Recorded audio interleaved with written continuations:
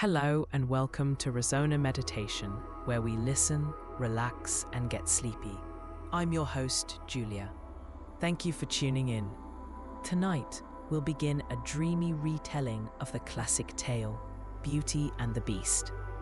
It's a perfect autumnal story to lead you into a good night's sleep. Let's take a moment to settle in and let go of any unease lingering in the body or mind. Make yourself comfortable. As you ease into stillness, allow your breathing to draw out a little longer, especially on the exhale. Focus your attention on your breathing. Let the slow, steady rhythm of the airflow become a mindful and soothing experience. When I speak to you here, before each story, I try to say the things I would want to hear if I were falling asleep to this show. I have found the process of getting to sleep particularly difficult throughout much of my life. I still have challenging nights, but I've gradually learned to remain calm and not let it stress me out. Yes, it can make the next day more challenging, but getting worked up about it only brings more wakefulness. So remember, while you listen tonight, you can use your breath to help pacify any stress, tension, or worry. It's a simple yet effective way to calm the nervous system and guide you into a beautiful night's sleep. This is especially true when you combine those deep breaths with a dreamy bedtime story like this one. It's a tale as old as time. So without further ado, drift into the fairy tale world of Beauty and the Beast. There was once a merchant named Laurent who staked his entire fortune on a fleet of ships, but lost them all at sea. Being a widower, he didn't have to take this news home to a wife. However, he had 6 children who had grown used to a life of relative privilege. When the debts were called in and rumors spread that the family was penniless, most of them took the news hard. As days turned into weeks and the ships didn't appear in the port, the merchant had to begin selling their fine furniture, their carriage, and even his daughter's jewelry and expensive dresses. They had to give up their richly appointed house and move to a cottage on the outskirts of town. Laurent was frequently away, visiting business acquaintances and trying to find partners who might invest and help him rebuild his business. While he traveled, his children, 3 boys and 3 girls, were left to keep the house on their own. Although they were practically adults, the 3 boys and the 2 oldest girls were largely useless when it came to practical skills. They had become accustomed to a life of study and idle luxury. The youngest daughter, Camille, was the most willing to take on the necessary household chores now that they were without servants. Perhaps it was her impressionable age or her sweeter, more steadfast temperament. Whatever the combination of factors, Camille did her best to learn the basics of running a household. Laurent's brood did not have many friends. To make their situation worse, the 5 oldest children made no effort to adjust to their new lives. They did nothing to prove themselves capable or to endear themselves to the neighbors who might have helped them. Camille, however, sought advice from the villagers about unfamiliar skills such as baking, sewing, gardening, and keeping chickens. Their wariness turned to genuine affection as they appreciated her willingness to learn and work hard. Over time, she became the glue that held Laurent's household together. As the seasons changed, Camille's efforts began to bear fruit. The garden flourished under her care, producing vegetables that not only supplemented their meager meals, but also allowed her to barter with the villagers for other necessities.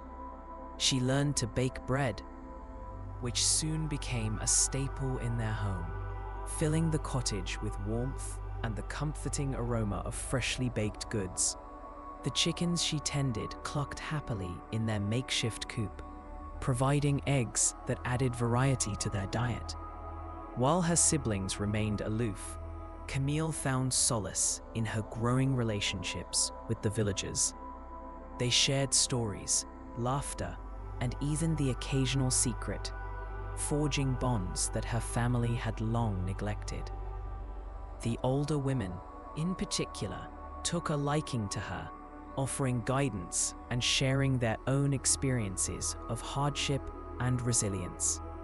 They taught her not only practical skills, but also the importance of community and support during trying times. As the months passed, the cottage transformed from a mere shelter into a home filled with life and laughter, largely due to Camille's unwavering spirit.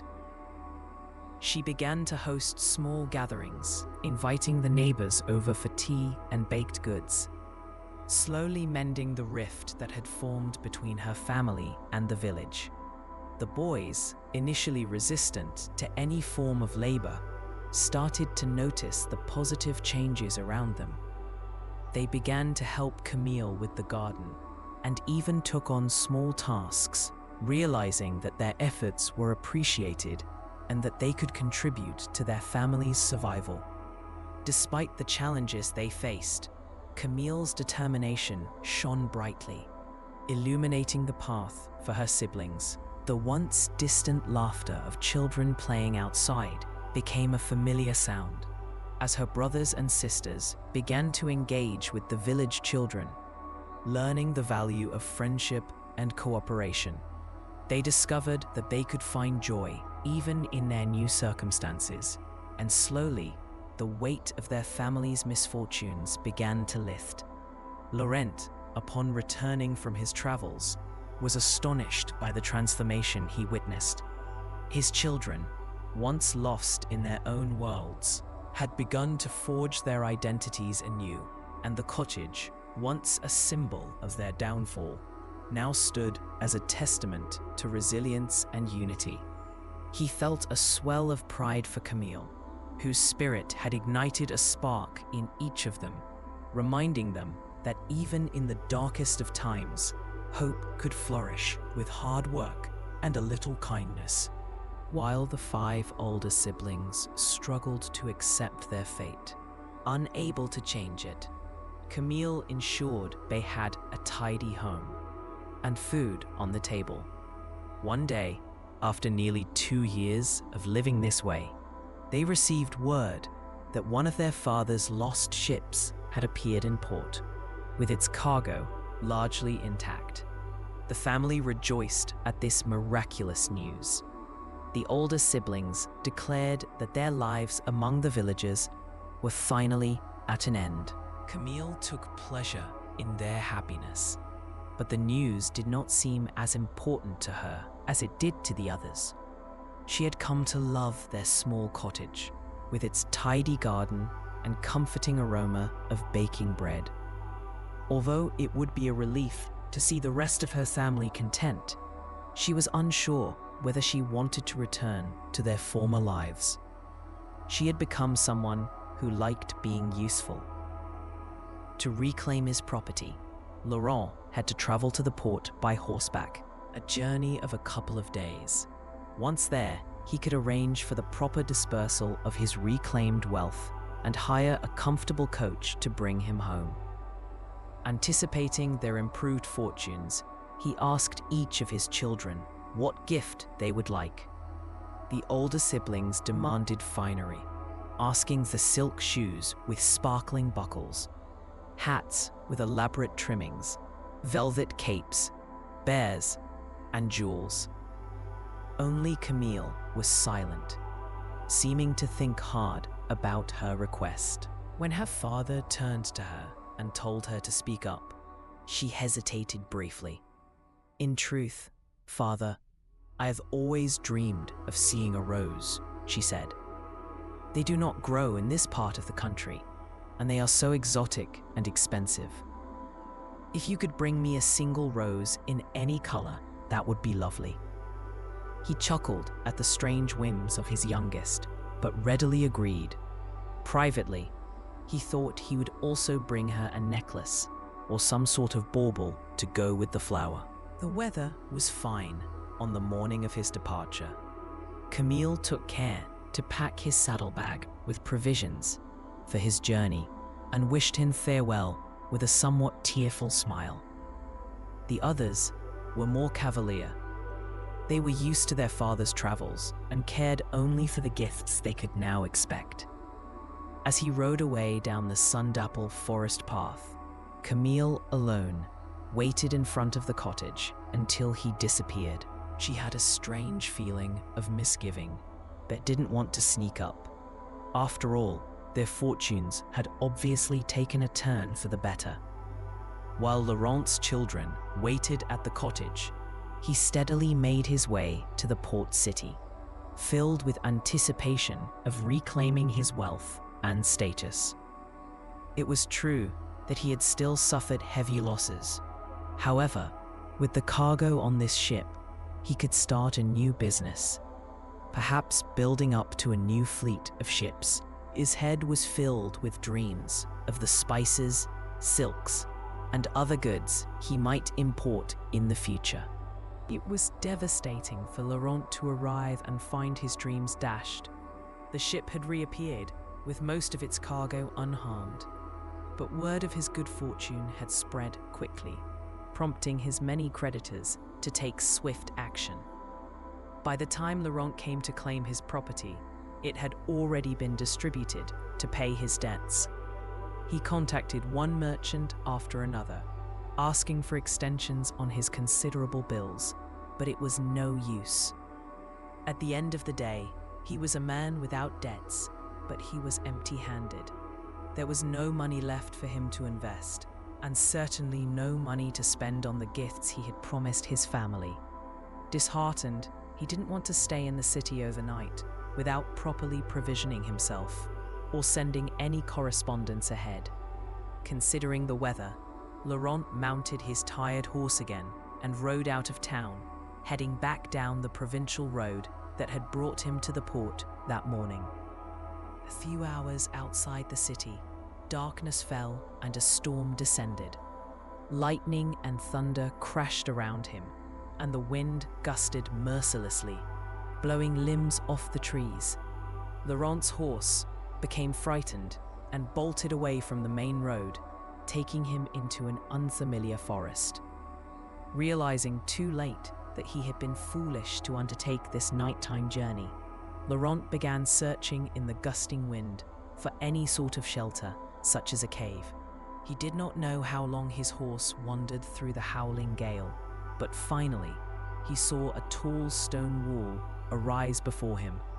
He urged the horse onward, hoping he had reached a house where he might find shelter. Upon arriving at the forbidding wall of rock, he saw that it was not a house, but the wall around an estate. A tall and imposing iron gate stood slightly open. With no time for good manners, Laurent dismounted and pushed the heavy swinging gate wider to pull his horse through. Together, they slowly headed up a paved walkway that receded ahead of them into the swirling darkness. With leaves flying around and rain pelting him from all sides, Laurent could barely see the massive structure that emerged ahead of him in the gloom. It was a mansion, to be sure. Although his visibility was limited, he could see it had a grand approach and many large rooms with tall windows. It was an intimidating place for a person to arrive uninvited, but he had no choice. He feared he could not survive the night without a roof over his head. Tying his horse up safely in a sheltered alcove, he walked to the massive front door and lifted the iron door knocker. He let it fall, hearing the sound echo through the gloom, as if in response to the thunder. When there was no answer, he took a deep breath and pushed the door inward with all his weight. It gave, and he found himself almost falling onto the floor of a grand entryway. Laurent lay on the cold flagstones, regaining his breath in the eerie stillness. he could still hear the rain lashing the front steps through the crack in the tall door. He felt glad he had found shelter for his horse. Rising in the semi-darkness, he found himself in a grand reception area. A curved staircase ascended on either side. Suits of armor stood sentinel here and there. Ahead of him were richly carved double doors. The silence inside the house was profound. One could hear a pin drop. However, a light glowed around the cracks of the doors in front of him. After a few half-hearted attempts to call out, he took a deep breath and walked toward the lighted room. He pushed the doors slowly open. He stepped inside and scanned the room. A fire roared in the cavernous hearth. In front of it, a table was set for one, with a few simple dishes, a carafe, and a large drinking glass. His gaze took in the other aspects of the room, noting upholstered chairs and tables carelessly stacked with books. Still, there was no sign of the owner. Laurent awkwardly sat down in one of the armchairs and waited for a few moments. Soon, he could not take his eyes off the dinner laid upon the table. The loaf of bread and the aroma of roasted meat tormented him, and his stomach growled loudly. Minutes passed with no one appearing. He soon gave in to his hunger, seated himself at the table. First, he took a slice of bread, then slowly ate the entire meal. He passed an hour in contented silence, thinking perhaps the owner was away, sheltering from the storm elsewhere. Taking a deep drink from the glass, he hungrily polished off the rest of the dinner. Yes, he told himself, the owner was away, and he would explain himself in the morning. Upon finishing all the food, Laurent leaned back in his chair and drank the rest of the contents of the carafe. The fire danced before his eyes, crackling and popping with comforting warmth. Draining the last drop from his large cup, he pulled out the letter about his recovered cargo ship. Just a short time ago, he had been full of hope. Now those dreams were gone again. He dropped the letter on the table and pushed it away, falling into a deep sleep without realizing it. He slumbered through the night without dreaming. When he awoke in the morning, it took him a moment to remember where he was. The fire had long ago burned down, and the plates and glasses from the night before were still on the table. It appeared that his host had not yet returned home. Feeling sheepish for entering a stranger's home, Laurent decided to slip out quietly. He told himself the dinner would have gone to waste.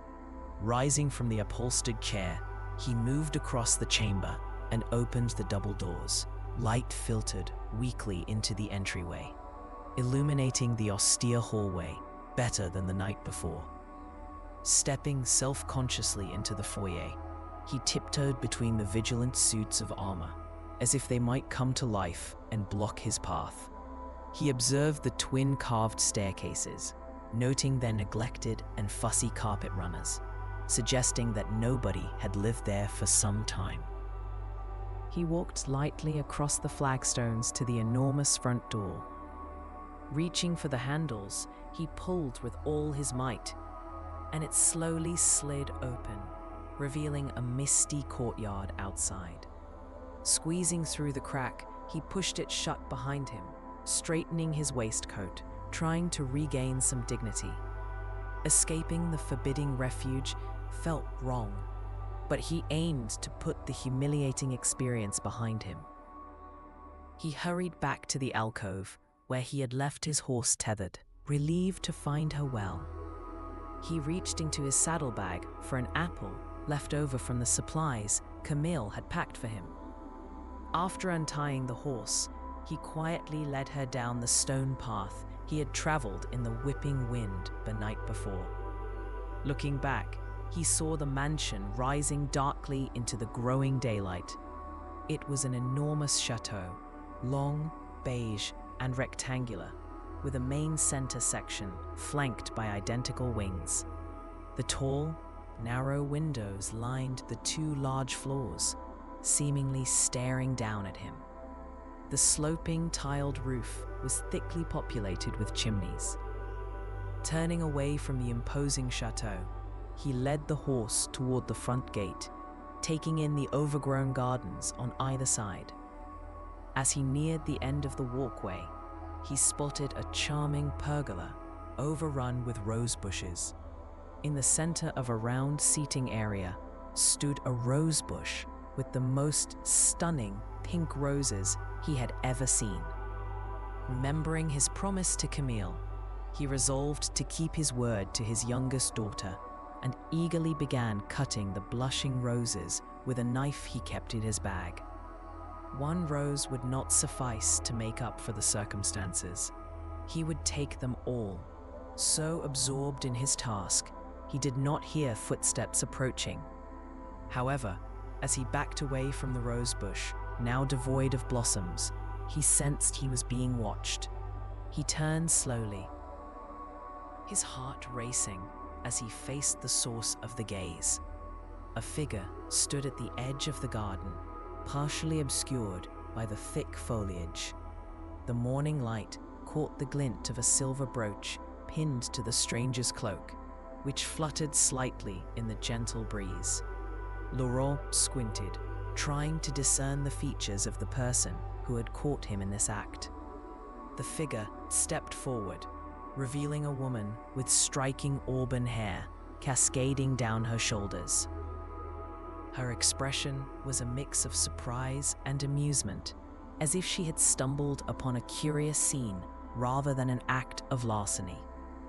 "You must be the intruder I've heard whispers about," she said, her voice melodic yet firm. "Taking roses in the early morning light, are we?" Laurent felt the heat rise to his cheeks, caught between embarrassment and the urge to defend his actions. I meant no harm," he stammered, clutching the roses tightly as if they could shield him. "I promised my daughter I would bring her something beautiful."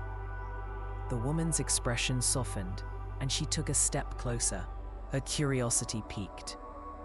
"A promise to a daughter is a noble cause indeed. But these roses belong to the estate, and I fear the owner would not take kindly to their removal." She gestured toward the sprawling grounds, her eyes sparkling with mischief. "Though I must admit, they do look lovely in your hands." "I didn't mean to intrude," he replied, his voice steadier now.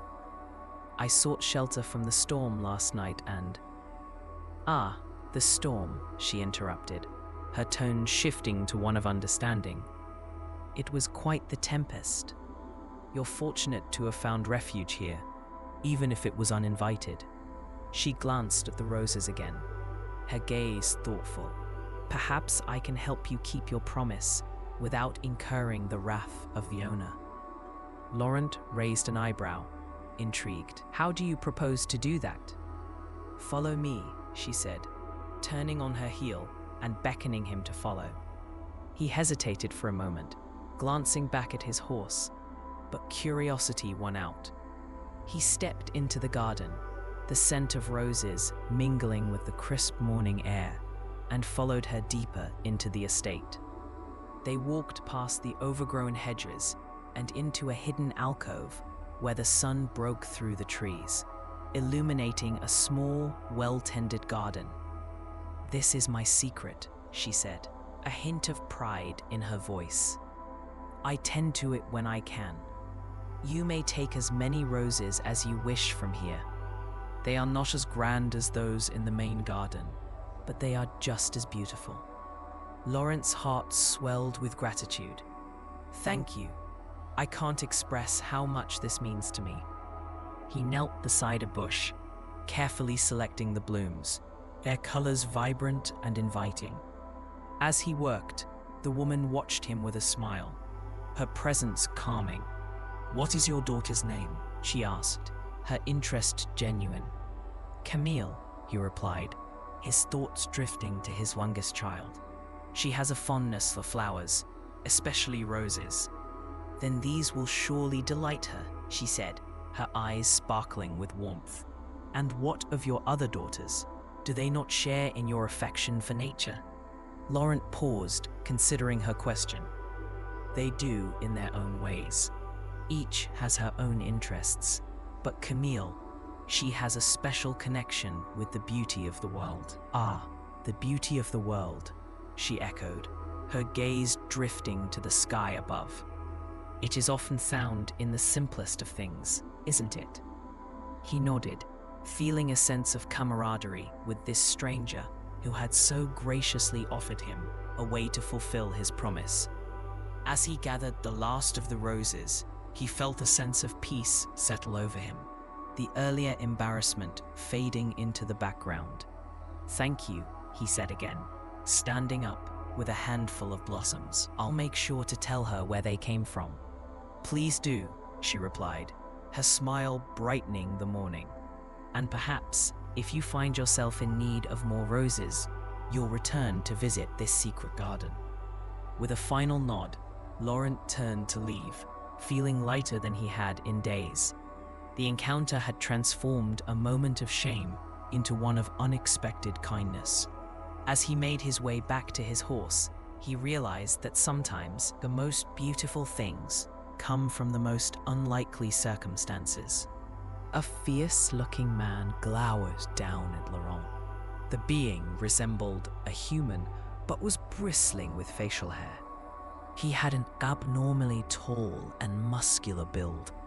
He wore a wrinkled linen shirt and breeches, as if he had stormed over in a hurry. He appeared furious. "What do you think you are doing?" he growled, like a wolf. Laurent froze, painfully aware of the bouquet in his left hand. He stuttered out in explanation, saying he thought nobody lived there and assumed the roses would not be missed. Seeing no change in the man's fearsome expression, he weakly added that he had promised some roses to his daughter. The man in the linen shirt waited in stony silence, as if carefully considering his next words. He drew himself up to his full height and said, "You took advantage of my hospitality without asking. You ate my dinner. You slept in my chair. All of this I was willing to overlook without confronting you. However, you have now taken every bloom from my most prized rosebush, which has great personal meaning to me. There is not another like it, and each of those flowers is priceless in my estimation. I demand that you make an effort to compensate me for this." Hearing these words, Laurent felt his heart sink. He shook his head in defeat and told the man he could not pay anything at all. He had nothing to offer. The stony-faced host regarded him coolly. "In that case, you must work off your debt," he responded. "I am in need of laborers here at my estate." Laurent gawked at him, trying to formulate another suggestion. "But sir," he protested, "I have 6 children at home. I cannot stay here with you. What will become of them?" The man appeared unmoved. "Either you work off your debt, or someone in your family must take your place," he said. Laurent's stomach twisted at the thought of one of his children being forced to take his place. "But they are so young," he pleaded, desperation creeping into his voice. "They depend on me. I cannot abandon them to this fate." The man's expression remained unyielding, his eyes narrowing, as if Laurent's words were nothing more than the wind rustling through the trees. "You should have thought of that before you trespassed," he replied coldly. "Your actions have consequences, and I will not be lenient. You have until sunset to decide." With that, he turned on his heel and strode back toward the house, leaving Laurent standing alone, the roses still clutched in his trembling hand. As the sun began its slow descent, painting the sky in hues of orange and purple. Laurent felt the weight of his predicament pressing down on him. He thought of his children, their laughter echoing in his mind, and the way they looked up to him for guidance and protection. The idea of abandoning them, even temporarily, gnawed at his conscience. He wandered the grounds, his heart heavy with worry. The estate was vast, with sprawling gardens and towering trees that seemed to whisper secrets of their own. Laurent's mind raced as he considered his options. What could he do? He had no skills that would be of use to this man, no trade to barter with. Suddenly, a thought struck him. Perhaps he could offer to help with the gardens, tending to the very roses he had stolen. He could learn from the man, understand the care that went into cultivating such beauty. Maybe, just maybe, he could earn back the man's trust and find a way to make amends without sacrificing his family. With renewed determination, Laurent hurried back to the house, his heart pounding in his chest. He would confront the man again, plead his case, and offer his labor in exchange for forgiveness. As he approached the door, he took a deep breath, steeling himself for the conversation that would determine the fate of his family. Take your roses, they are no good to me now. Return to your family and make your arrangements. I will expect you or your replacement to be here within a week. If you do not appear, I will find you. With that, the fierce-looking man turned on his heel. He strode toward the house, never looking back. Laurent watched him disappear into the chateau. Your aunt could see no other option. She had to go home and tell his children what he had done. He did not know how, but he would have to make arrangements. Perhaps when the man calmed down, he would see sense and not keep Laurent in his service too long. With the storm past and daylight on his side, Laurent was able to follow his path back to the main road. He continued toward home, riding steadily but slowly.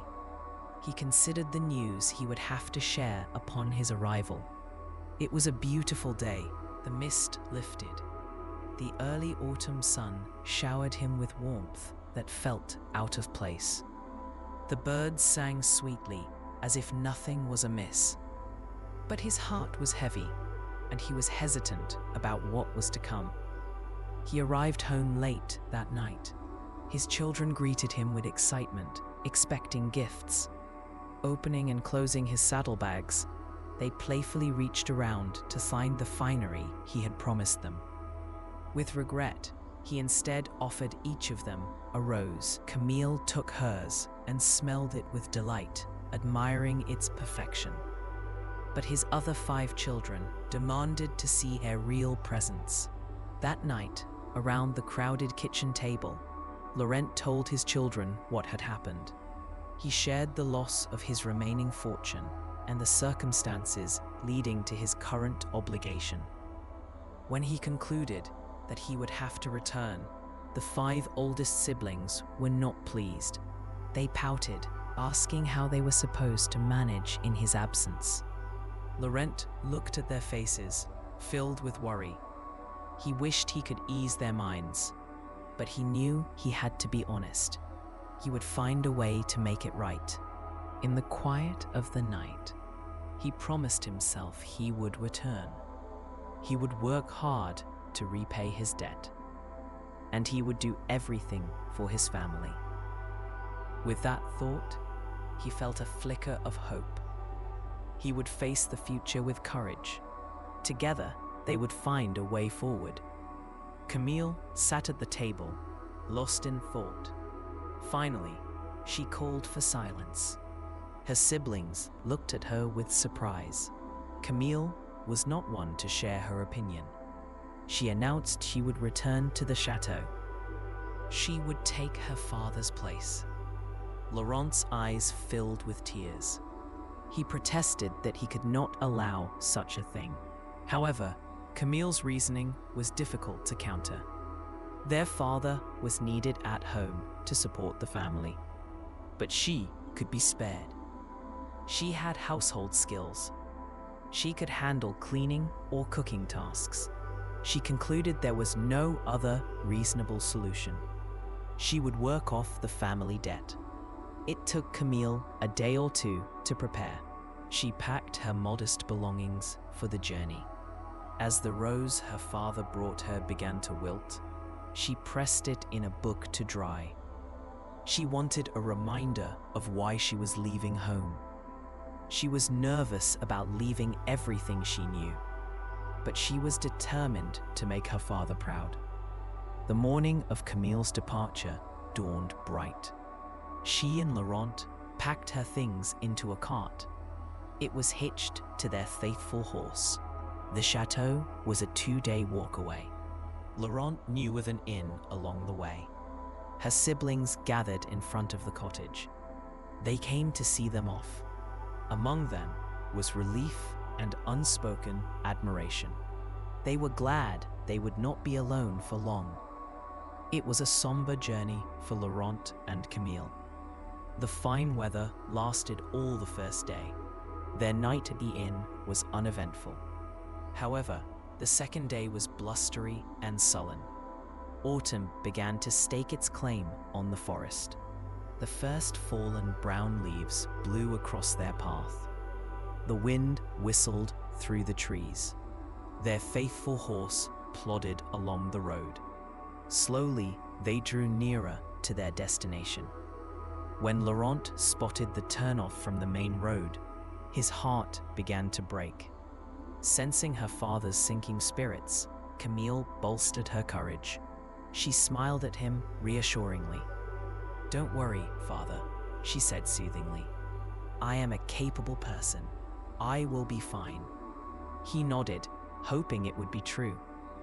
As they turned onto the narrow path leading to the chateau, the trees loomed larger, their branches intertwining overhead like the fingers of an ancient giant.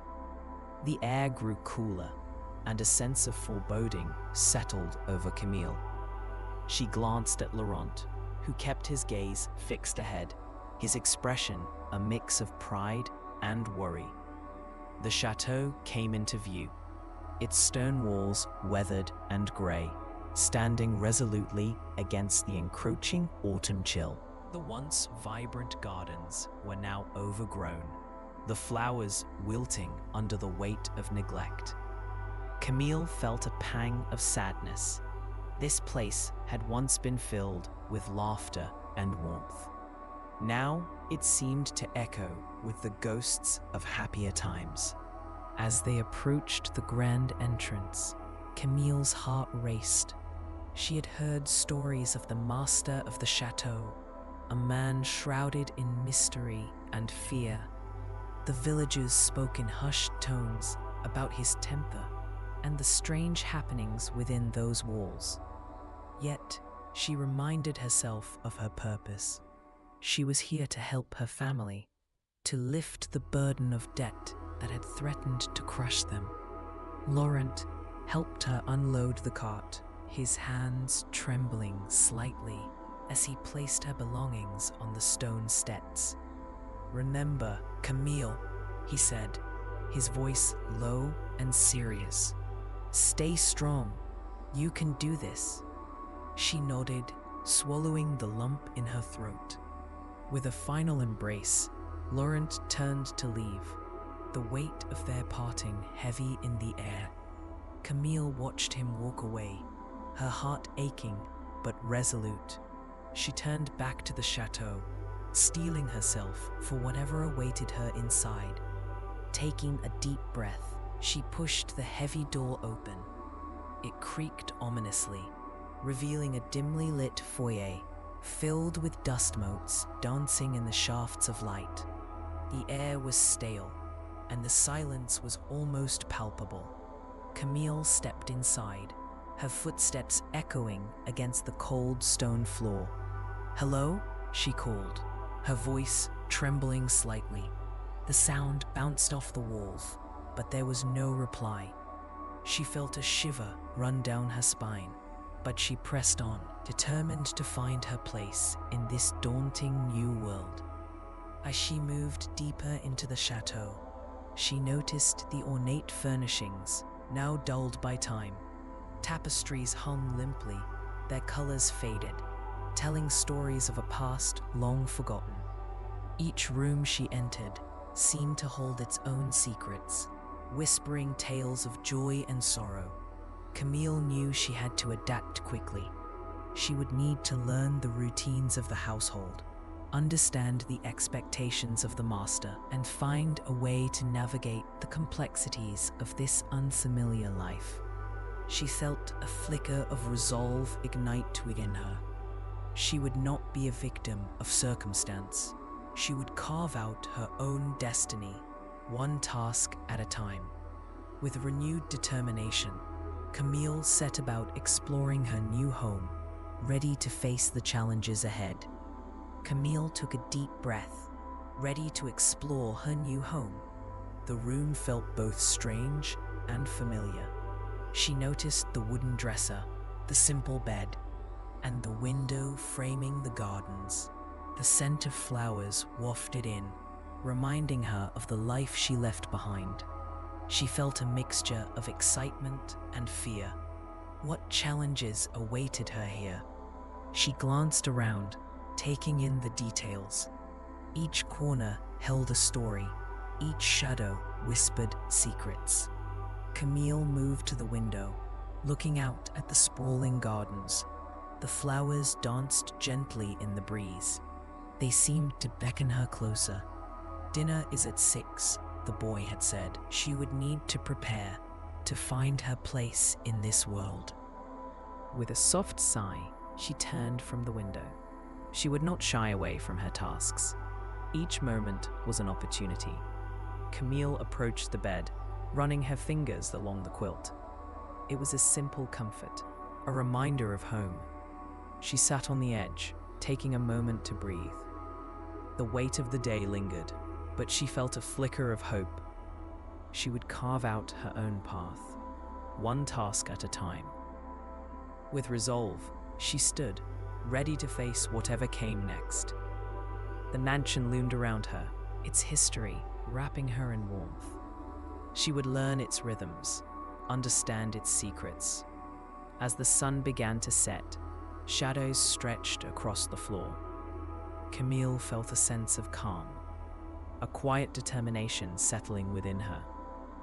This was her new beginning. She would embrace it fully. With each step forward, she would find her way. She took a moment to absorb her surroundings.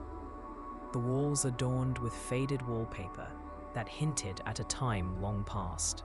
The light filtering through the window painted soft patterns on the floor, and she felt a sense of comfort in the simplicity of the room. It was a far cry from the cottage she had known, yet it held its own charm. Camille opened the dresser, finding it empty and waiting for her belongings. She imagined filling it with the few clothes she had brought, each piece a reminder of her past life. She could already envision how she would arrange them, a small act of control in a world that felt so uncertain. With a determined spirit, she began to unpack. Each item she placed in the dresser felt like a step toward claiming her new identity. The worn dress she had worn for the journey, the sturdy shoes that had carried her through countless paths, and a small keepsake from her mother, a locket that held a picture of her family.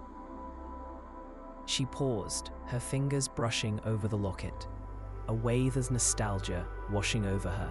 It was a reminder of love and resilience, something she would need in the days to come. After settling her things, Camille turned her attention to the window once more. The gardens outside were a riot of colors, a tapestry of blooms that seemed to sing of life and vibrancy. She could see the paths winding through the foliage, inviting her to explore. The thought of wandering through those gardens filled her with a sense of possibility. Perhaps they held secrets, stories waiting to be uncovered, just like the mansion itself. As the sun dipped lower in the sky, casting long shadows across the room, Camille felt a stirring of excitement. She would not let fear dictate her actions. Instead, she would embrace the unknown, ready to learn and grow in this new environment. The mansion, with its creaking floors and whispering walls, would become a part of her story. She glanced at the clock on the wall, noting that dinner was drawing near. With a final look around her new room, she took a deep breath and made her way back to the hallway. The house felt alive, each creak and groan a reminder of its history. She could hear faint sounds coming from the kitchen, the clatter of dishes and the murmur of voices. Her heart raced at the thought of joining them, of becoming part of this household. As she descended the staircase, Camille felt a mixture of anticipation and anxiety. She was stepping into a world that was both foreign and fascinating. The boy had mentioned dinner, and she wondered who would be there. Would they welcome her? Would they see her as a servant, or something more? The grand hall opened up before her, and she paused for a moment, taking in the beauty of the space. The chandelier sparkled in the fading light, casting a warm glow that made the room feel inviting. She could see the dining room door slightly ajar, the sounds of conversation spilling out. With a steadying breath, she pushed the door open and stepped inside. The table was set elegantly, with fine china and polished silverware. A few figures were gathered around, their faces turning to her as she entered. Camille felt a rush of warmth and apprehension. She offered a tentative smile, hoping to convey her eagerness to be part of this new family, however distant her role might be. "Ah, you must be Camille," a woman said, her voice smooth and welcoming. She had kind eyes and a gentle smile that put Camille at ease. "We've been expecting you. Come, join us." As Camille took her place at the table, she felt the weight of her past begin to lift, replaced by the hope of new beginnings. The conversations flowed around her, laughter mingling with the clinking of cutlery. And for the first time since her arrival, she felt a sense of belonging. This was the start of her journey, and she was ready to embrace it fully. He told Laurent he could leave Camille's things in the grand foyer and go. With that, the voice scuttled off into the recesses of the house, presumably to announce that the new servant waited. With the wind at her back, Camille walked through the doorway and into her new loft. It was an emotional parting for Laurent and Camille, but they both put on brave faces. Faithful horse turned homeward, the sullen skies weighed down on them. They did not look back until they were outside the gates of the chateau. Then the swaying trees of the forest closed in behind them. Camille stood uncertainly in the echoing hallway. The grey light of the overcast day filtered into the room through tall windows above the door. But it did nothing to create warmth. She suppressed a shiver, edging closer to the trunk that held her belongings. She told herself she needed to muster her courage and do her best. After a few minutes, the boy came running back into the hall and announced that the Baron had told him to take her to her room. Cheerfully, he picked up her trunk and began lugging it up the large, curving staircase. Camille followed him, surprised that she was going up instead of down to a kitchen or lower room. Perhaps she would be lodging in the attic. To her surprise, the boy turned down the first grand hallway. They padded along the richly carpeted east wing of the chateau. their silent steps moving past portraits of nobles from bygone eras. It was as if they were a permanent residence, and this strange girl was an unexpected intruder. Camille was so busy looking at them that she almost collided with the boy when he finally stopped in front of a door and pushed it open.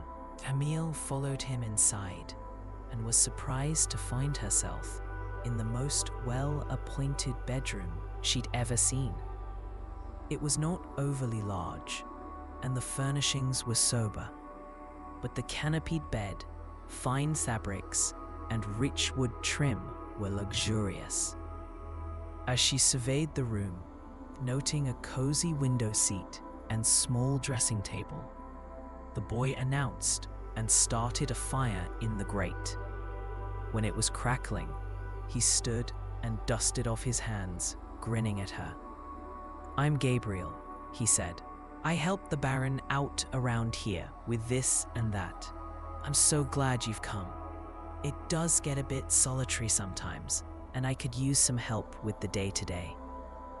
Camille wasn't sure how to respond, although she wondered what exactly the day-to-day was. Instead, she thanked him for the fire and asked when she would meet her new employer. Gabriel informed her that the Baron had indicated he would see her tomorrow and explain her duties then. For now, the boy would be bringing her a simple supper and hoped she would rest well for the night. Then, as suddenly as he had appeared, Gabriel left the room, closing the door silently behind him. Camille gathered her senses and unpacked her things. She hung her clothes in the large wardrobe. Her few books found a place on a side table. Flipping open the top volume, she smiled woefully. The pink roads between its pages caught her eye. She closed it gently and pushed it aside. Walking over to the window, she pulled the drapes. Settling into the soft pillows of the window seat, she had a sweeping view of the courtyard. Gardens grew wildly around the walkways, climbing the stone walls of the chateau. Twilight approached, and the wind blew debris. It tossed small bits into tiny cyclones. Dark clouds scudded across the rising moon. Exhausted by her journey and the newness, she briefly dozed, cocooned inside the curtains. A knock on her door awakened her. Pushing her way out of the window seat, she slowed her breathing and opened the door. A tray lay outside with a simple dinner: bread, cheese, soup, and hot tea. Looking up and down the hall, she saw nobody. Gabriel was certainly light on his feet. Bringing the tray into her room, she set it on a small table by the fire. Ravenous, she ate every last bite. Barely bothering to get ready for bed, she pulled back the coverlet and crawled in. A warm embrace of her sheets and pillow welcomed her, and it was less than a minute before she fell asleep. That night, Camille had strange dreams. She saw herself walking the dark halls, following a large dog. The animal vanished, reappearing seconds later in the hallway. Trying to catch up, she came to a doorway. The dog had recently disappeared inside.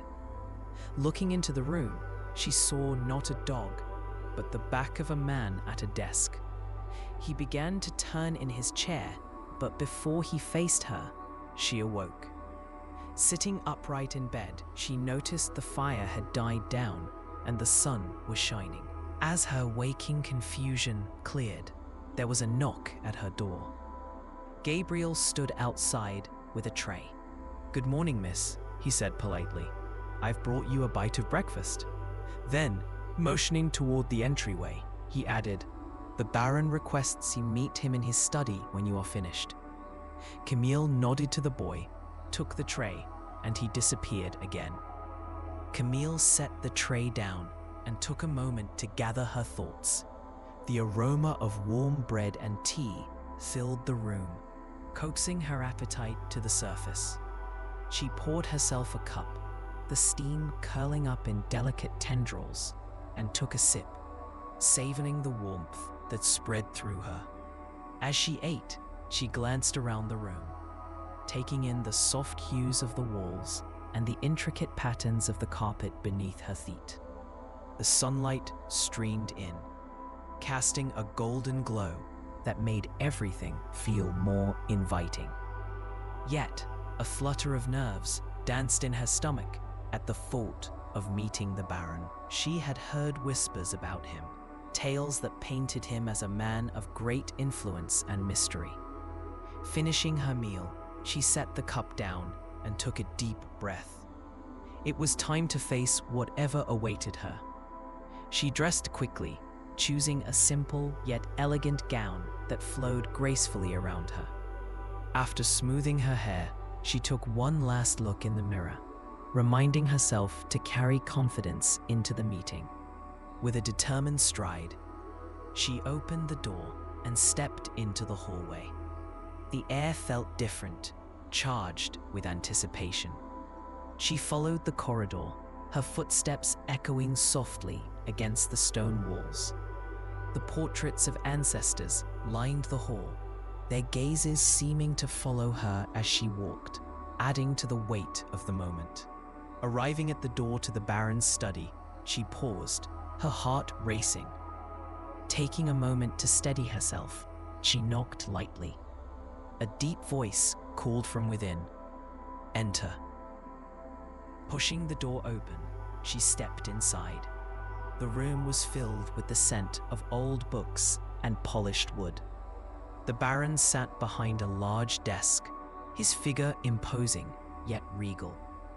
He looked up from a stack of papers, his expression unreadable.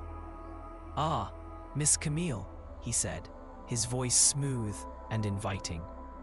"Please, come in. I trust you slept well?"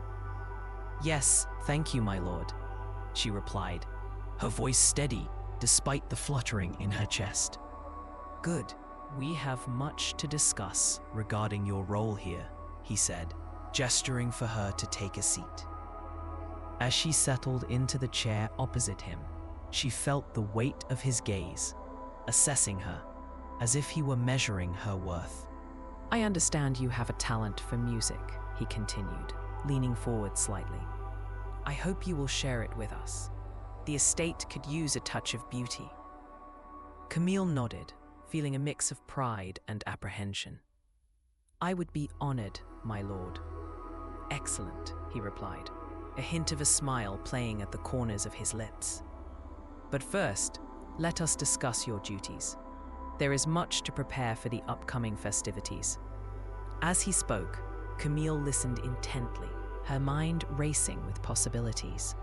This was her chance to carve out a place for herself in this new world, and she was determined to make the most of it. An hour later, Camille stood nervously at the door of the very room. This was where her father had once eaten his stolen fireside dinner. She could hear paper shuffling inside. Clearing her throat, she knocked lightly on the door. The noises stopped. She heard a chair scraping across the floor. Momentarily, a man with a copious amount of facial hair appeared. His features were prominent and unattractive. His face wore a natural scowl. He was an alarming sight, but Camille concealed her feelings. He dipped his head politely in greeting. The huge man peered at her appraisingly, nodding his ungainly head in return. He gestured for her to sit in a chair by the fire. Then he lowered himself into the armchair opposite. "I see that you are the one to work off your father's debt. Are you familiar with basic household tasks, such as cleaning and some cooking?" he asked. Camille nodded, indicating that she was. The man seemed pleased by this and lifted a heavy ring of keys from a nearby table. "As you can see, I am very short on help here. Gabriel takes care of my basic needs. His mother keeps me provisioned with bread, milk, and eggs each day. He runs errands to town. but there is nobody else to manage the estate other than myself. And sure, you can tell that by looking around. It's still too much work with just you and Gabriel, but we will make do." He paused, as if waiting for a reply. Camille was aghast at the idea of being the only housekeeper in this huge mansion. But she thought there was no point in saying so. The man continued, "These keys will open most rooms in the house, although there is little reason to use many of them. If you need something that Gabriel cannot get for you, please speak to me. Otherwise, I am not particular and would like you to make as many household decisions for yourself as possible. I spend most of my time in my study or in the library." Overwhelmed by the enormity of the job he was giving her, Camille could only nod, indicating that the interview was at an end. He stood abruptly, and Camille rose from her seat. She took the ancient-looking keys from him and nodded. As she made her way out of the room, he called after her, "Dinner is at 7 p.m. It would be very sensible if you would join me in the dining room." Camille bobbed her head, thanked him, and left the study. She stood somewhat bewildered in the echoing front hall, feeling both lost in it and that it was closing in on her. Spreading the heavy keys across her open palm, she gazed at them reflectively. She didn't know what doors they opened, but they held a quiet aura of authority. She was stirred from her reverie by the sight of Gabriel emerging from the shadows, grinning brightly in her direction. He asked if she would like a tour. She gratefully accepted, and so her adventure of being the housekeeper at the chateau began. What Camille learned was that the employer lived alone. He had for many years. Because of his fierce appearance, people feared him. They whispered unkind stories. They treated him rudely in public. Gabriel was the only person who connected him to the outside world. He had started by running errands for the Baron years ago. Soon, he came to love the man behind the unapproachable visage. He insisted that the Baron's bark was worse than his bite. Now, Gabriel spent every day at the house. He took care of what necessities he could. At night, he returned to his family's small home on the outskirts of town. Gabriel insisted, "The Baron is a fair and kind-hearted man." He gave Camille a tour of the many rooms and corridors of the chateau. It was suffering from neglect. Most of the rooms along the gloomy hallways were unused. Camille saw bedroom after bedroom covered in dust sheets. The fireplaces were cold. Some rooms had not been used for decades or even centuries. Furniture and belongings were piled high, laced with cobwebs. The windows filtered the light weakly from outside. The glass was coated in years of grime. As Camille discovered, there were just a few rooms that were used every day. She must try to clean and organize them. These included the kitchen, the Baron's study, and the front entryway. Most marvelous, however, was the library. Gabriel allowed Camille to peek into the library while the Baron was busy elsewhere. She was astounded by it. A huge room with high ceilings and gold trim opened before her. Bookcases stretched all the way to the top. They lined every part of every wall except where there were windows. Rolling ladders perched at the end of each side of the room. They were ready to slide across the bookcase, allowing visitors to reach any volume they wanted. It seemed there were too many to count. Spines in many colors: crimson, forest green, navy blue, and brown. Each begged to be pulled from the shelf. Camille was an avid reader of the few books she had possessed during her father's financial disgrace, but she had never seen or imagined a collection like this one. According to Gabriel, the Baron spent a large amount of his time here. it did appear to be true. Tables throughout this lavish hideaway were piled with tomes. They were open to particular pages or collected in groups. 2 worn leather armchairs spoke of long hours spent turning their heavy pages. Gabriel told her solemnly that he was always to keep the fire going in the great room during the day. Camille imagined what it would be like to open one of these countless volumes, to sink into a soft chair, inhaling the scent of aged and ink-laden paper. It was intoxicating. Camille knew that the only way to make progress in this neglected house was simply to choose a place and begin. On that first day, she and Gabriel dusted. They tackled the front hall and cleaned the kitchen. Gabriel and the Baron had made simple meals there for a long time. Much of the space needed attention. Camille was not an expert cook, but she took pleasure in making the kitchen shine again. She sent Gabriel to town with a list of suppliers. Standing in the grand, silent kitchen, she began to work. Unused countertops were cleared of dust. Pots and pans received a much-needed polish. The cold, empty space began to feel alive again. By the time she was due to sit down to dinner with the Baron, she had prepared a simple meal of roasted chicken. It was not complicated, but she was proud of it. With little time to tidy herself, Camille returned to her room. Gabriel had rekindled the fire there. She used her picture and washstand to freshen up. Putting on her nicest dress, she felt ready as she walked to the window to pull the drapes for the night. She paused and peered out into the gloom. The courtyard lay silent, as if under a weight. Nothing stirred, not even a bird. It was as if the grounds were under a spell of silence. She thoughtfully tucked the velvet curtains together. Then she pulled herself away from the side. There was much to learn about this place, she thought. Lighting a candle, she made her way down the velvety twilight. The darkening hallway led her slowly down the wide stairs. She approached the tall doors of the dining room. The space was very grand for 2 people.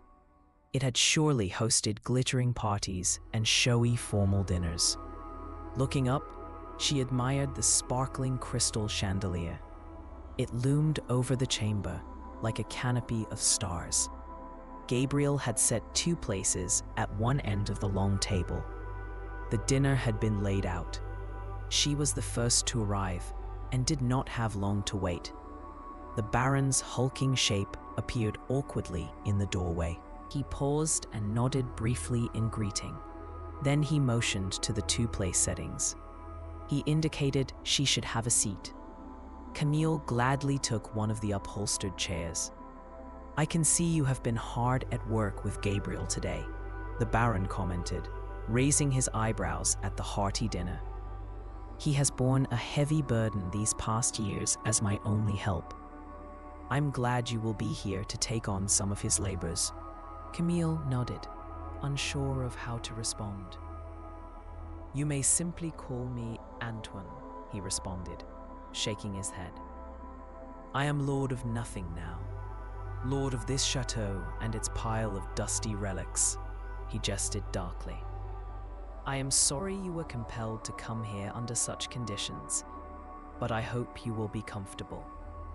I tried to be a fair man, and I am glad of the company."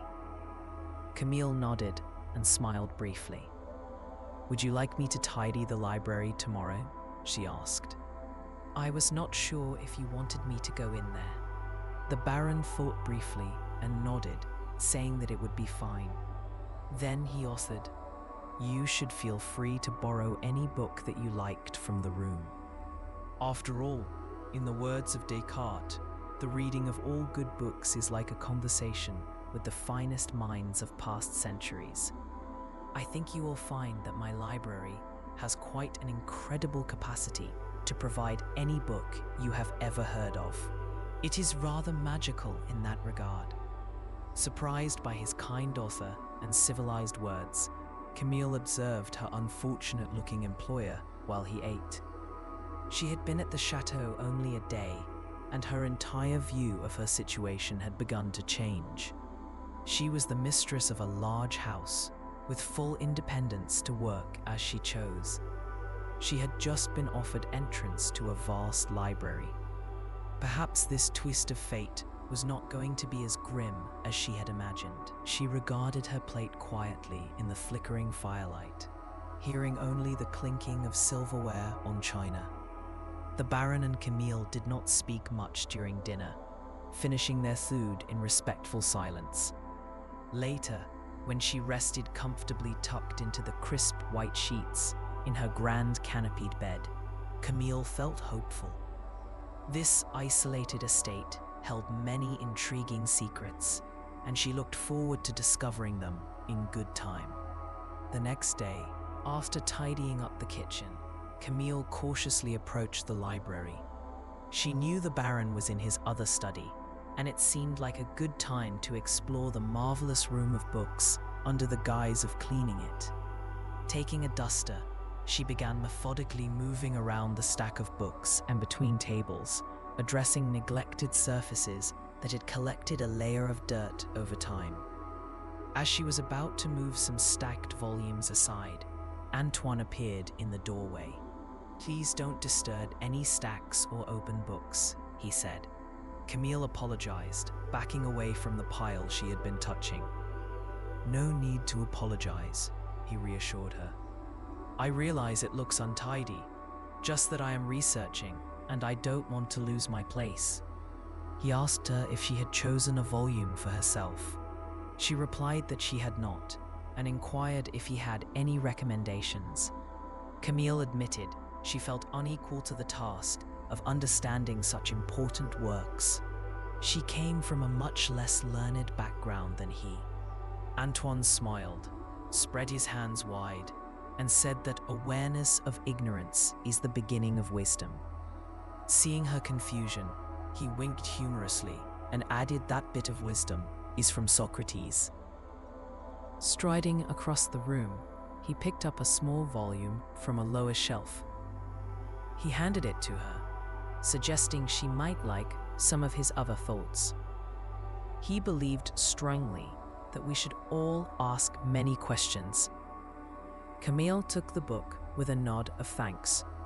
Before leaving the room, she turned and indicated she had a question.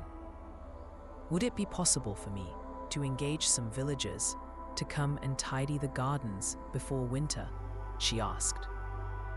Antoine looked at her somewhat mournfully and replied that as Gabriel could find anyone willing to venture onto the estate, she was welcome to do that. Unfortunately, most were afraid to enter the grounds of the chateau. Many outlandish tales had been told about him over the years, which is why he found himself mostly alone.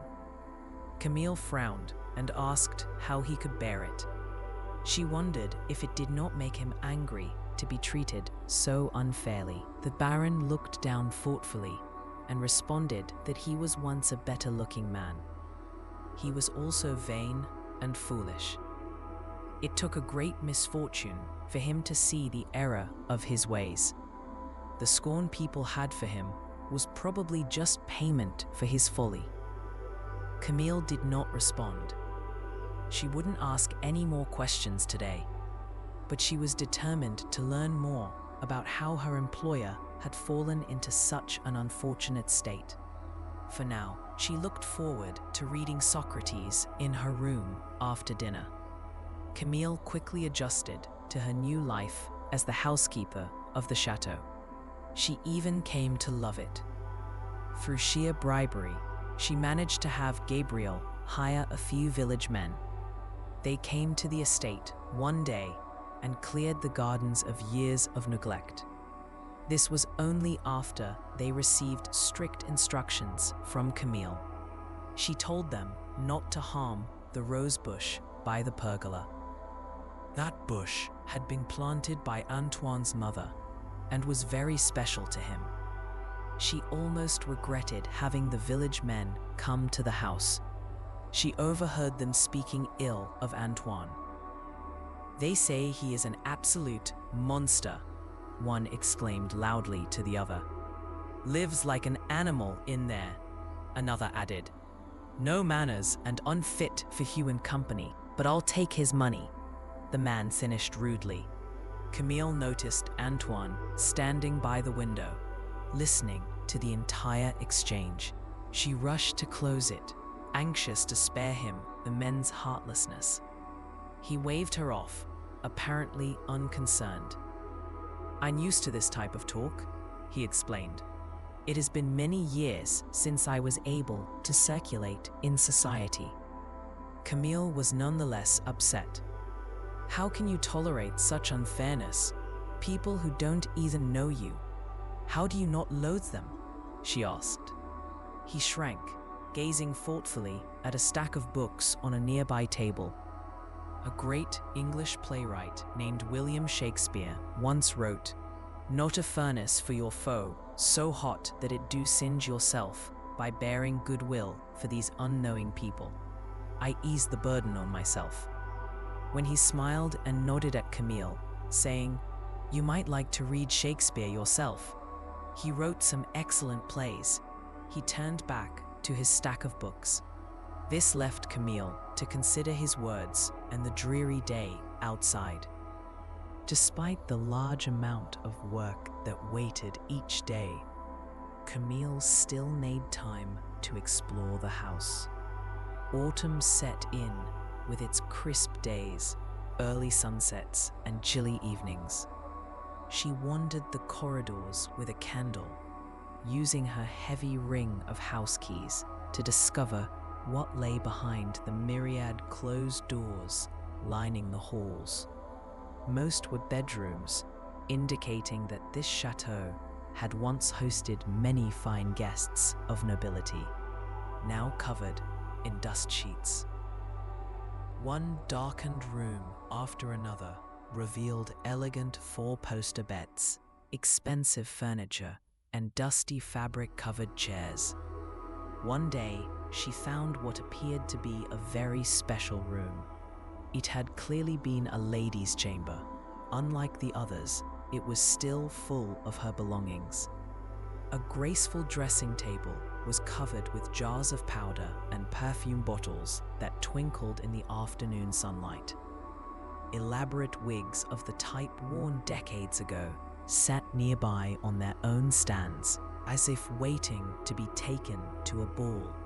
Opening the wardrobe, Camille was astounded to find a row of decadent silk dresses in the fashion of the time before the Revolution. She ran her hand lightly over their delicate skirts, almost afraid they would disintegrate in her fingers. She imagined the elegant woman who must have worn them. Opening the chest of drawers, Camille found it filled with glittering necklaces. One small velvet container held a ring with a twinkling sapphire. Closing the box, she slid the drawer shut quietly, not wanting to appear to be thieving. Regretfully, she slipped back out of the room and locked it again. It felt like a portal to a happier time and was by far the most beautiful thing she'd seen in the house. Camille faithfully wrote letters to her father, which Gabriel took to town when he ran errands. In them, she reassured him that she was being treated very well and that she enjoyed her work. Soon, she was even able to send him some money. After her first month, the Baron told her he couldn't let her keep working without pay, as the damage to the rosebush had certainly been made up for. He hoped she would stay and would be giving her a weekly salary for her work. Camille gladly accepted. As Antoine's housekeeper, she felt she had found her calling. All her powers of organization were put to good use, and the excellent company and access to his incredible library became her chief joys in life. In fact, it was easy to forget that Antoine was considered unsightly. Nothing had changed about him, except that Camille made sure his clothes were better kept and more presentable.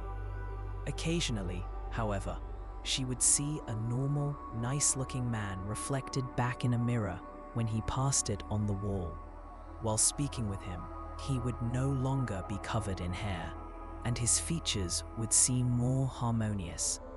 In such cases, she would blink a few times and refocus, seeing that he was the same fearsome-looking man as before. Perhaps the dark magic of the chateau was working on her mind, she thought with dry amusement. Occasionally, a beggar would come to the door, the biting winter wind at his back, unaware of the estate's notoriety. In her village at home, beggars were generally rebuffed and rarely received help.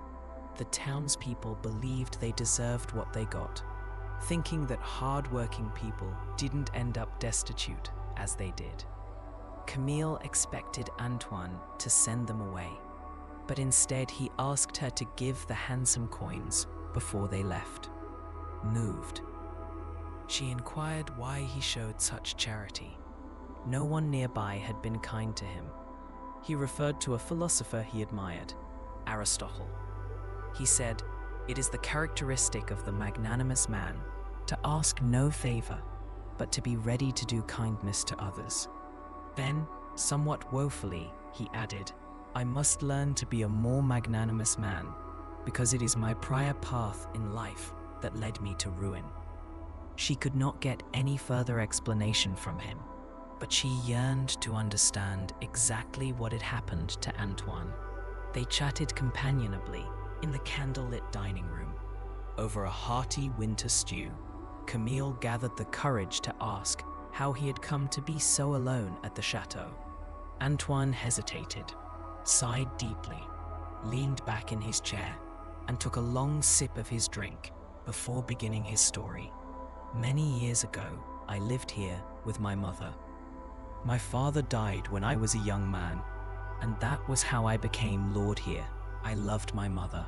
She was a beautiful person, inside and out. Always the life of the party, but still managing to be kind to everyone. It was her rose bush that your father stripped of its blooms." Antoine paused uncomfortably before continuing. "When my mother became ill and passed away, I was left here to my own devices. I'm ashamed to say that I did not live well. I was inexperienced and foolish. I squandered the family money on extravagant possessions. Ridiculous parties neglected the estate. I left bills unpaid and didn't care for my employees as I should have. Without my mother's good influence, I fell into a poor lifestyle. I was of no worth to anyone, including myself. One night, my servant told me there was a woman at the door. She was begging for food and coin. I was in the midst of a lavish party and could not be bothered. I told him to suggest she go somewhere and get employment." Antoine grimaced, clearly pained by his own words.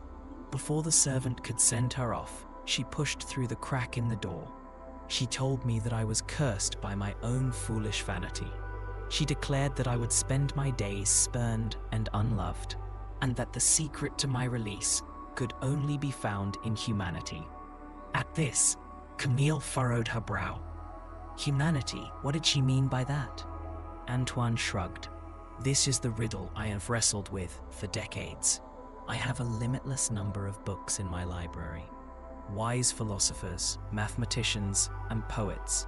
The best and wisest of what humanity has to offer is at my fingertips. Probably part of my strange enchantment.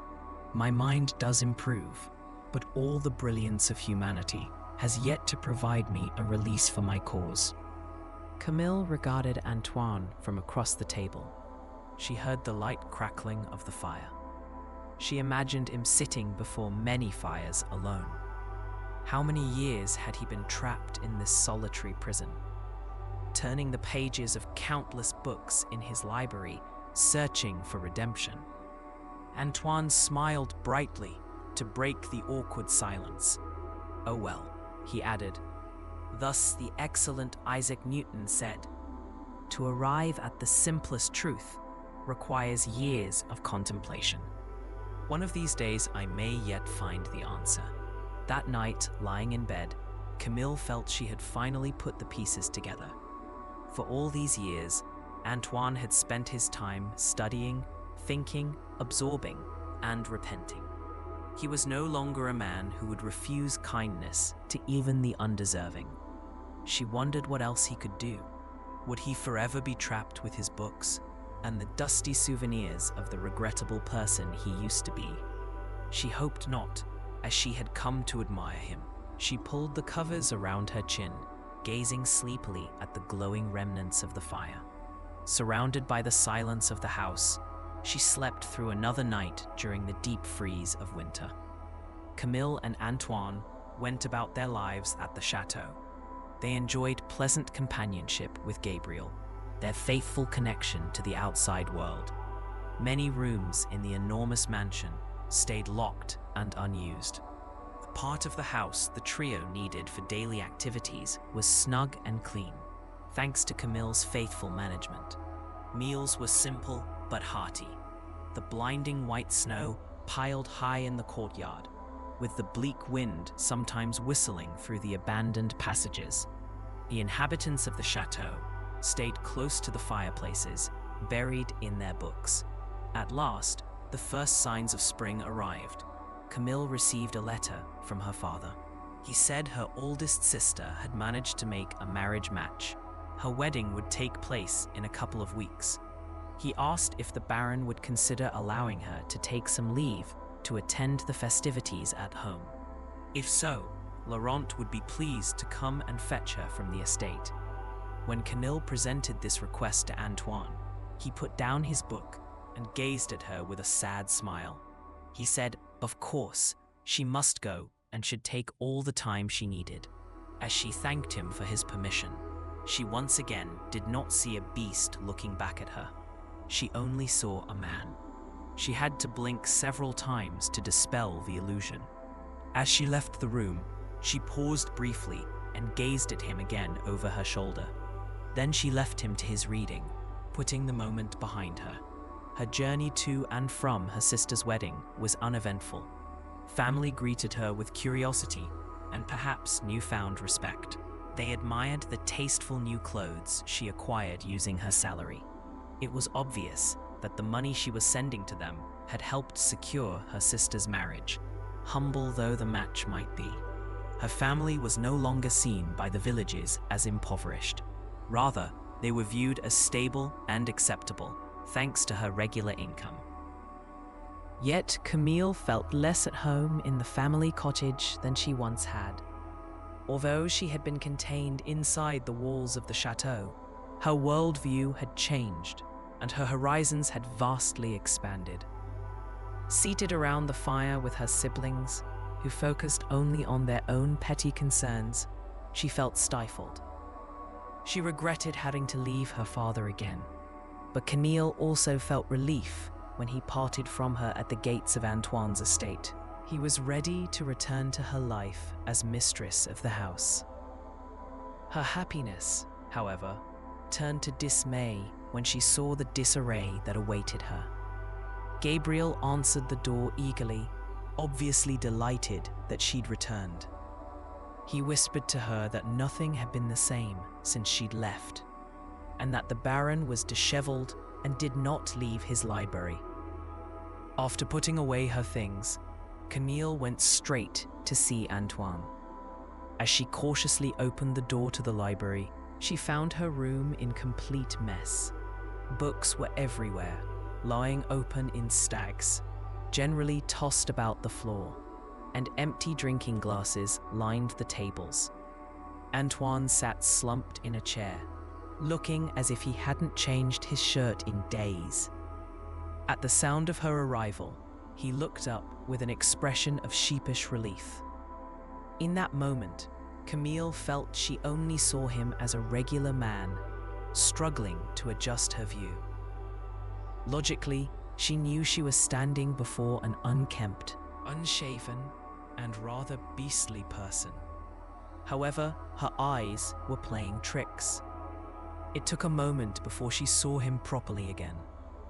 Yes, there he was, in dire need of cheering up. It only took a few days for Camille to set everything right again. The dust and neglect of a couple of weeks were easily dealt with, and the Baron's mood improved instantly upon her return.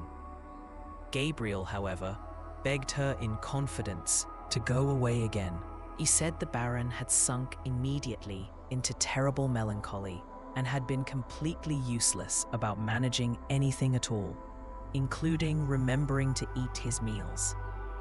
Yet spring bursting out all over the estate, it was impossible to be sad for long. Camille was glad she had cleared the garden before winter. The courtyard looked beautiful. The lovely plantings designed by Antoine's mother shone once again. Flowers in a rainbow of colors presented themselves delicately. Their numbers seemed to increase daily, singing sweetly in the morning. They invited the residents of the chateau to the garden. Camille and Antoine spent afternoons reading outside in the pergola. He often released Gabriel from his tasks early. This allowed Gabriel to enjoy the afternoons with friends. Camille took pleasure in opening the windows of the mansion. Life felt fresh and new, as if the entire place had turned a corner. As summer approached, Camille received another message from her father. Her other sister was due to wed, and she was invited to attend. Camille felt torn. She felt obligated to be with her family for the nuptials. Yet she couldn't imagine leaving Antoine again. Faced with this dilemma, she came up with an unusual plan. She suggested that Antoine escort her to the wedding. He could take a room at a nearby inn. Antoine was aghast at the suggestion. He asked if she had not seen how people reacted to him. Camille had anticipated this and argued that her own village was far from here. People would not have opinions about him based on hearsay. Privately, Camille no longer viewed him as terrible. She saw the wise, kind man he was. Surely, she thought, the people at home would give him a fair chance. The strangeness of a lord attending a village wedding did not matter to Camille. She had long stopped seeing Antoine as either beast or baron. He resisted and refused, but Camille insisted she would not go without him. Faced with the prospect of causing her to miss her sister's wedding, Antoine finally agreed.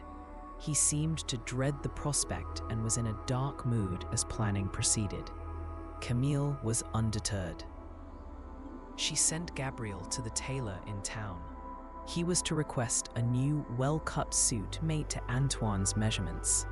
She had noticed he was wearing frivolous styles from decades before. The new fashion was cleaner and simpler.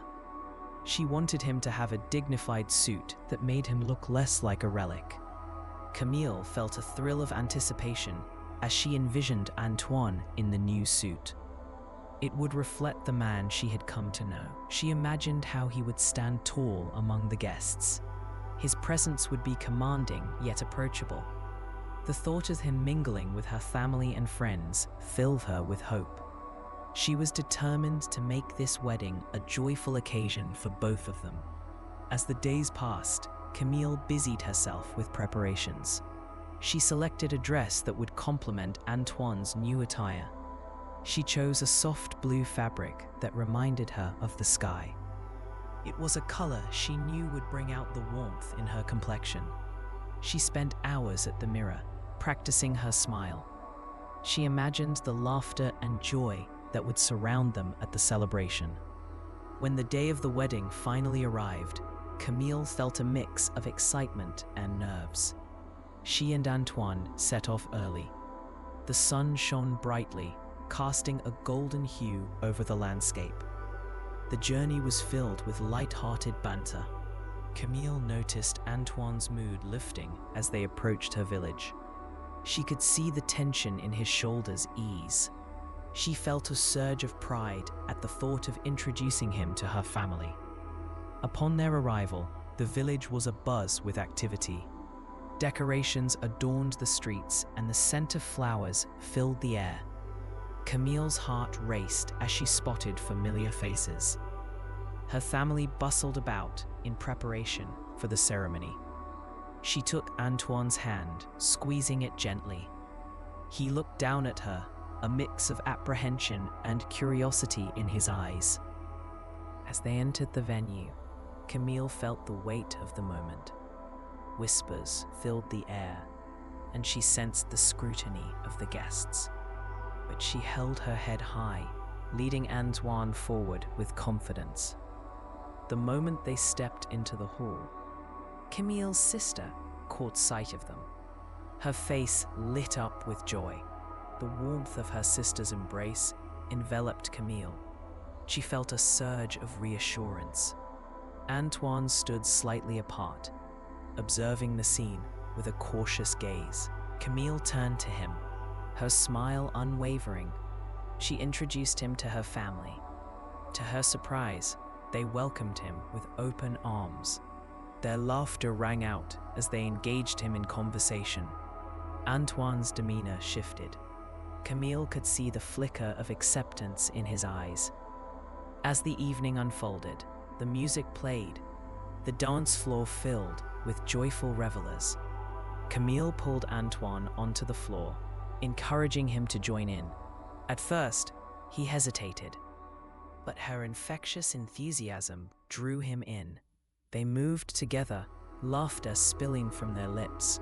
Camille felt a sense of triumph as she watched him relax and enjoy himself. The night wore on, filled with dancing, toasts, and heartfelt speeches. Camille felt a sense of belonging. A bridge formed between her two worlds. Antoine, once a figure of solitude, was now part of her life. He was embraced by those she loved. As the stars twinkled overhead, Camille realized this wedding was not just a celebration of love. It was a testament to the love she had found with Antoine, a love that transcended the boundaries of their pasts. They stood together in comfortable silence. The world around them faded away. In that instant, Camille realized her heart was no longer just a fluttering thing. It was a steady drumbeat, echoing the promise of something more. Antoine turned to her, his expression soft. "Thank you for showing me this place," he said. Camille smiled, feeling warmth spread through her. "Thank you for being here," she replied. They lingered a moment longer, the sun beginning to dip low in the sky. Shadows stretched across the fields, and the air grew cooler with the evening breeze. Antoine glanced at her, his eyes reflecting the fading light. "Shall we head back?" he asked gently. "Yes," she said, her heart full. As they walked, their hands brushed, and a spark of electricity passed between them. The village lights began to twinkle, and the sounds of laughter filled the air. They returned to the heart of the village, where the festivities were in full swing. Music floated through the streets, and the scent of delicious food wafted around them. Camille felt a sense of joy envelop her. Antoine leaned closer, his voice low. "Would you like to dance?" Her heart raced at the invitation. "Yes, I would," she answered. They joined the crowd, where couples twirled and laughed under the stars. Antoine took her hand, leading her into the rhythm of the music. With each step, Camille felt lighter, as if the world had melted away. They moved together, lost in the moment, their connection deepening with every beat. The night unfolded like a dream, filled with laughter and shared glances. As the stars twinkled above, Camille felt the warmth of Antoine's presence. She knew this was just the beginning. The promise of their journey ahead filled her with hope. In that magical night, they